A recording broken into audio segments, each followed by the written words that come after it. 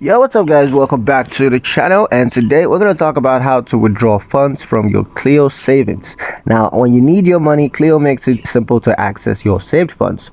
All you got to do is follow these steps to withdraw from Cleo wallets. Step 1, go to the Save tab that's in the app. So you got to open the app up and go to the Save tab. Now there you're going to tap wallet, or the savings total. And next, what you're gonna do is to tap withdraw, or it could be move to bank.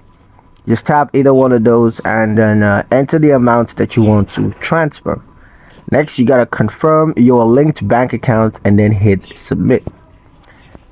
Now, the processing time, most transfers take 3 to 4 business days, but you're gonna receive a notification once the money has landed in your bank. So just wait out the processing time and get your funds.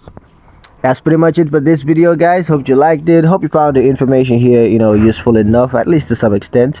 If you did like the video, comment down below, let me know what you thought. Share the video with your friends and subscribe to the channel if you haven't done so already, and I'll see you guys in the next one.